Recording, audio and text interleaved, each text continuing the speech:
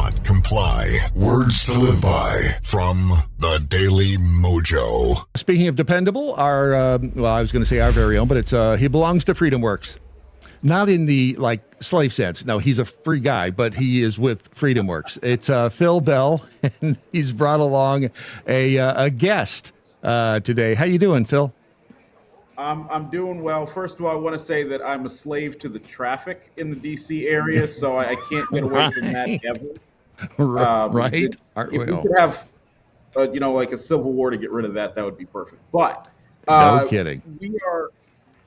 We're having a fly-in here. So you hear me. I come on periodically and talk about activism, talk about engagement, everything that we do, and we're so happy that you let us come on. So I wanted to introduce to you retired Lieutenant Colonel Kevin Shifflett, good friend of mine. He's from the Shenandoah section of Virginia, and he has come up here to our fly-in, about 60 people total, to learn about different aspects of activism.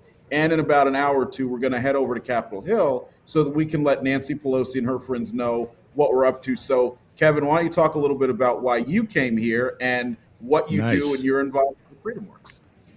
Yeah, thanks, Phil. Hey, everybody. As Phil said, I'm retired Lieutenant Colonel Kevin Shifflett from the United States Army. Full disclosure, I do not speak on behalf of the United States Army or DOD. You know how that is. You got to go ahead and state that out there. So I was in the military for 23 years. Thought I was going to be a 30-year guy and realized that there's way too much danger happening here in America. And I'd be more effective not being constrained with UCMJ and whatnot, United States military. So I got out and became much more of an activist than I already was, and got involved. And I started doing training myself, trying to educate my fellow Americans on the true existential threat we faced from the slow creep of communism. Doing that training, you realize you never know enough. So you find groups we find people like Phil Bell and groups like Freedomworks, Leadership Institute, CPAC and whatnot. And I started going to every dang conference I could find, finding every smart person I could find, and just making myself better as an activist. Sir, thank you, first of all, for your service. Appreciate that. Watch who you hang around with, though. You know, you got a reputation hanging around with Phil. But y'all are going up to... right. We're grateful that... Yes, exactly. Right, exactly. We are grateful that there are people like you who will get out there and be an activist on the right side of things. And what is your how do you feel about the way the world has turned in the past, I don't know, probably 10 years, past 5 or 6? Does it freak you out a little bit that it's gone this far off axis?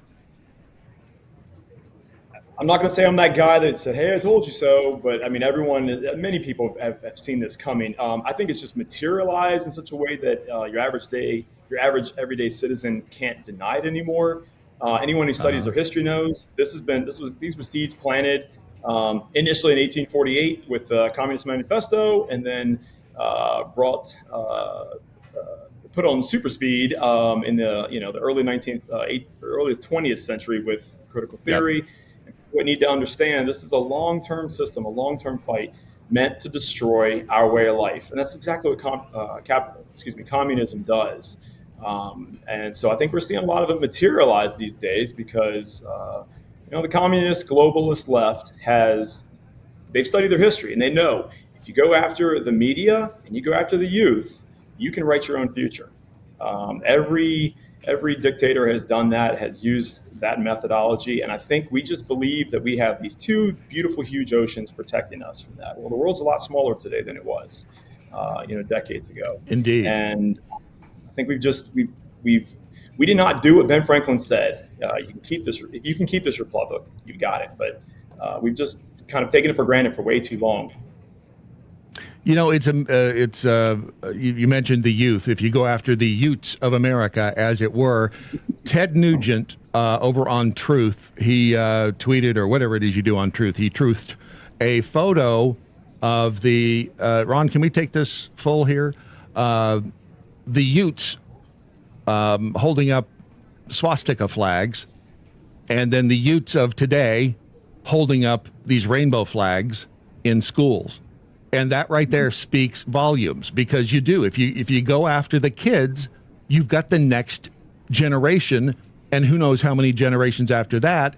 And again, I don't know if the people who are involved in the activism, and I'm sure not everyone who is, some people who are involved in this, in the movement to, make kids tolerant and all that, probably do have misguided, although probably innocent intentions. But there are some, and probably and possibly the majority of them, really do want to fundamentally change the way that this nation operates.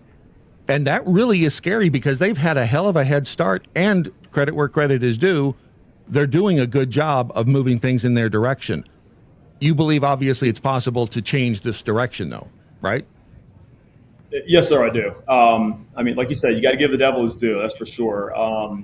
They've got a head start. I would say I actually do believe, though, that it's not the 48-49% that show up to vote on their side of the fence.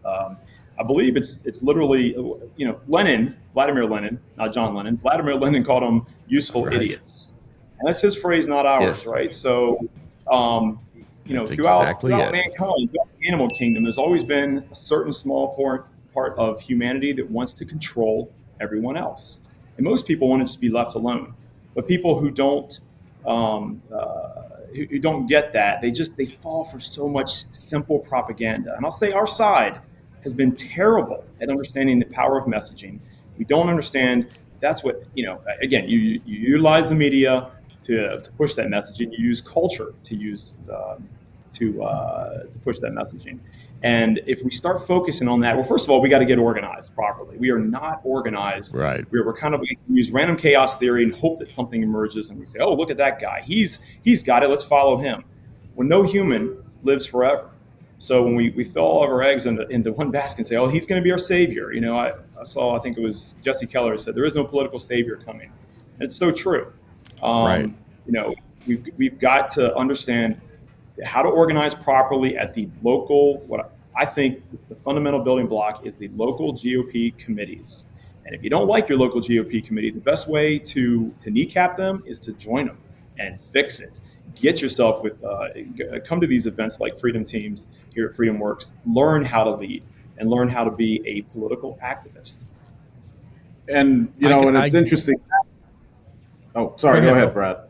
No, I was going to say that's actually, tell a little story. That's how I met Kevin. So I went to CPAC 2021 in Florida, went with a couple of friends. And when I got there, there's this bald guy who said, hey, I'm trying to find all these people from Virginia, these Republicans. I went to my county committee. I couldn't find anything. I reached out to the state GOP. I couldn't find anything. I didn't know who was going to CPAC, but we happened to be in a restaurant. Someone mentioned Virginia. He heard us, came over, we started talking. So I mentioned that to say, number one, it means that each of us as individuals have to get involved, and all of us can be like Kevin, get involved and do something. Number two, it can be a lot of fun. He's gotten to be a good friend of mine. We've all made friends, enjoy each other's company, get to hang out, do a lot of cool things, have some drinks when we're done trying to fix the country, which is always a good thing. But number three, and the most important thing, going back to what I said, is being proactive. So that's why we're having this fly-in. We have 60 plus people here, and they're all going to Capitol Hill to now practice what they've learned over the past day and a half on our members of Congress, so they can take that back to their hometowns and work there and bring more people over to our side. It took over 100 years for them to do what they did. We can do it a lot faster because we've got the internet, because we have groups like Freedomworks, so we can organize and do these things. Got to ask you, was last night successful, the premiere of The People's House? I was looking at the trailer this morning. Now, I loved it because my face appeared there a couple of times. But the real question is, Kevin, what did you think of it? First of all, I need the superstar's autograph over here, We're charging, okay? We're charging. Only bourbon, but we're charging. Listen, it was absolutely phenomenal. The energy in that room was amazing. But I'm going to tell you what's great about it. Listen, the world we live in, most people will not go back and do the research and figure out what happened back in January of 2023. They just won't do it. When the Freedomworks team put that to video, it makes it so immediately accessible to millions of people now to understand what happened and what, I call them the Fearless Five turned Intrepid 20. I mean, those congressmen who stood up, congressmen and congresswomen who stood up and took the heat rounds from unbelievable amount of people who thought they knew what they were talking about. And y'all know too, a lot of pundits, a lot of political conservative pundits were just ripping our Fearless Five right off the bat and not understanding like this is what you've been begging for. You finally want the nonsense to stop. Now we didn't make it perfect yet. I mean, there's still some issues that we need to fix. But thank God for those Fearless Five turned Intrepid 20. And the way that Freedomworks showcased that and puts it into one great video, I think that they've used the nationwide debate they've used tonight. You guys are going to learn so much more of the inside of what happened and how powerful that is. And I want to add something. I want to give a shout out. Yep. I want to give a shout out to Destry Edwards. He is the one who put the entire movie together. So I come in, he's sitting over there. He came to us from the Blaze. He's always working. He knows how to get the right thing out of people who interview. He's in the Brad Staggs and Ron Phillips, level. He's up there and did an amazing job, all the graphics and you name it together. So Destry Edwards, he's awesome. Make sure wanted to give him a shout out. Absolutely. And to Kevin's point about the pundits out there, I even heard Levin, bitching about the fact that they wouldn't confirm McCarthy. And that one kind of blew me away. And Hannity too. I know. And I wonder what, because I believe Mark Levin's a very smart guy and obviously constitutional scholar and all of that stuff. But it's almost felt like he was out of touch because most of us were like, don't confirm this jackass. He's part of the machine, and he's proven himself part of the machine. So we still have a lot of work ahead of us. And before I let you go, I got to ask you, being in the military, got to get your take on the UFO stuff happening out there, and what the congressional hearings this week. Are we going to find out that there are little green men walking amongst us, or that we have UFOs in captivity? So I was an infantry officer, ground pounder, leader, never privy to any information one way or the other. Personally, I have not taken the plunge and dived into it, in any great depths. I will say this though. Let me tell you how bad things must be in America. I heard a comedian say, over a year ago, the U.S.